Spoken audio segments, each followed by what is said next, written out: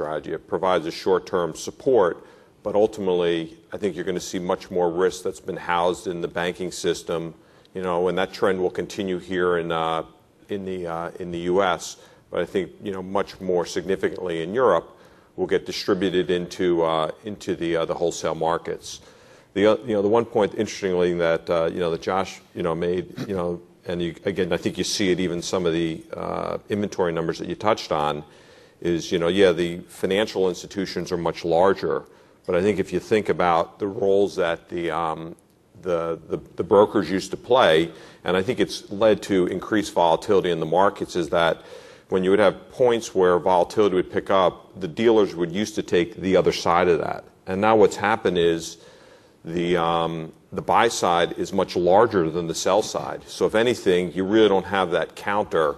And if anything, I think one of the results, in an environment where there's far less risk appetite, at the individual banks or the brokers, is that we've not become counter-cyclical, we've become pro-cyclical. So in a sense, the banks were shedding risk at the end of last year and adding risk at the beginning of this year, and I think that trend is probably going to continue in that, the dealer community or the banks, the role that, we used to play to kind of take the other side of that trade is going to be very, very difficult just because of the size on a relative basis of our clients versus the banks.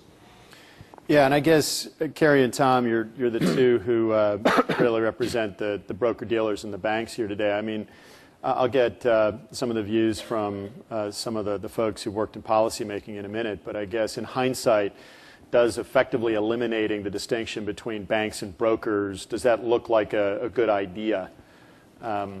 What are your views on that? I might have a bit of a different view because we're not part of a bank, so obviously the effect was more overtly felt with the banks in the banking system. But when you look back in the 90s, when there was this gradual erosion of Glass-Steagall and then it was finally eliminated, without mapping that to a new set of disciplines, whether they were a rule set or guidelines, I think it was clearly an ill-fated decision because you ended up with, now there's nothing wrong with hedge funds, but when large financial institutions start to look like hedge funds, which they did in the middle part of the decade with the crazy leverage and really almost no discipline, then I think you can argue that Glass-Steagall, the turning back Glass-Steagall may not have been such a clever idea. And you go to today, and we end up with a virtual Glass-Steagall. Dodd-Frank is, by all intents and purposes, a virtual Glass-Steagall. So I think when you make these large changes, you need to accompany them with a new set of operating guidelines. And I think when Glass-Steagall went away, the lack of operating guidelines for the next decade, if you will, ultimately caused a fair amount of damage. I mean, the one point I would add, which again maybe is a little bit different perspective, is again I think you have to look at banks in the U.S. differently from banks in Europe, for example. So when I look at my business, and my background is I started at Solomon, but for the most part, my business does not run in the bank. So we are part of Citigroup. You have Citibank, and you have what's Citigroup Global Markets. So effectively, my business is part of the broker-dealer. So I think there's this perception, at least in the U.S., that I'm funding a lot of our trading inventory with retail deposits. That's not the case. In Europe, again, and some of that's changing, like in the UK, there is the ability to fund some of the trading businesses with retail deposits. So, if you look at what happened in the financial crisis, it wasn't just the banks that got in trouble. Lehman, Bear Stearns, Merrill were traditional broker-dealers and suffered the same leverage. So I'm not sure necessarily Glass-Steagall was the cause of the financial crisis. Senator Bai, you were in Washington when some of these issues were being debated in the run-up to Dodd-Frank. I'm back on my medication now. What do you think is the perspective as a policymaker on whether or not the separation was a good idea, and where do you think that goes as we implement Dodd-Frank? Well, the separation really didn't have a lot to do with the crisis that we have been through. It poses some risks going forward and will be looked at, but I think the best way to describe the regulatory environment and probably the legislative environment in Washington, and I'd be interested in Richard's take on this, is to just tell you a brief little story. I think it was the evening after Federated broke the buck. I was home. It was about 9:30, and I got a call that said the Secretary of the Treasury, Paulson at that time, Hank Paulson, wants to meet with you down at the Capitol. I was on the banking committee all 12 years. I said, of course. So I got in the car, drove down to the Capitol, got there about 10. In a small room on the first floor of the Senate side of the Capitol were 12 members of the banking committee, equally divided between Democrats and Republicans. Hank was sitting there, and the chairman of the Federal Reserve was sitting next to him, Ben Bernanke. Hank said, welcome. Ben, why don't you tell the senators what the situation is? And Bernanke is an economic professor, not given to hyperbole, and so in just very matter-of-fact language, he said, within 48 to 72 hours, we will experience a complete meltdown of the global financial system. It will take thousands of businesses with it, millions of jobs, and if we're not fortunate, it could rival in magnitude the Great Depression. Period. That's what he said. There was silence. So we kind of looked at each other and we said, okay, we can't have that. So, so what are we going to do? And literally, that was the genesis of the whole effort, TARP. I mean, you know, it was a big ideological debate, but it ended up with the Bush administration and Hank Paulson, fairly conservative people, proposing one of the largest government interventions in the financial markets in the history of the country. My point in recounting this story is, when you've had that taste of systemic risk, when you've looked at contagion of that magnitude, you do what you have to do to prevent the worst, but then you start thinking about moral hazard. And you start thinking about, okay, what do we do to keep something like that from happening again? And if you look back over history, the pendulum probably swings beyond the equilibrium point to some point of overreaction. And we're in that phase right now. And you combine that with the fact that regulators, by their very nature, tend to be a little more risk-averse, not so much into more stability and security rather than growth and the dynamic part of the economy. And they're also not immune to what's going on around them in the public. And you look at public opinion polls right now, Congress's job approval rating is, what, 9–10%? Well, unfortunately, for those of us involved in financial services, the figures aren't much higher. And so you're going to see a lot of very negative rhetoric in the presidential campaign and so forth. And regulators, you know, aren't immune to all that. They don't want to be beaten around the head and shoulders. And so we're in the phase now where the pendulum is swinging too far. Eventually, as the economy heals, as things get better, as the political rhetoric dies down, it will go back to an equilibrium point, probably then eventually even go beyond that, and we'll see not a repetition of the Great Recession, but a return to some more higher levels of exuberance. Let's just put it that way. So I give you that background to say that, you know, regulators and legislators right now, having been through this a near-death experience, it's going to be a more conservative environment with higher rates of government intervention and oversight for some time, given what we've been through. Can I just make a comment on that, because I have a slide, I think, just to emphasize that point. And I think, you know, the challenge is, I think, if you just make a general statement in that, I think everyone's supportive of a safer and sounder system. It's just, how far do you take that? And I like to say, if you want the industry to underwrite to a zero loss threshold, we can do that. But the cost to society is going to be very, very great. The cost of credit will be very great. And if you pull up slide 12, I'll just give you a sense of just, you know, the correlation between growth, credit growth, and economic growth. Yeah, we slide need to see 12. that slide for the panelists as well.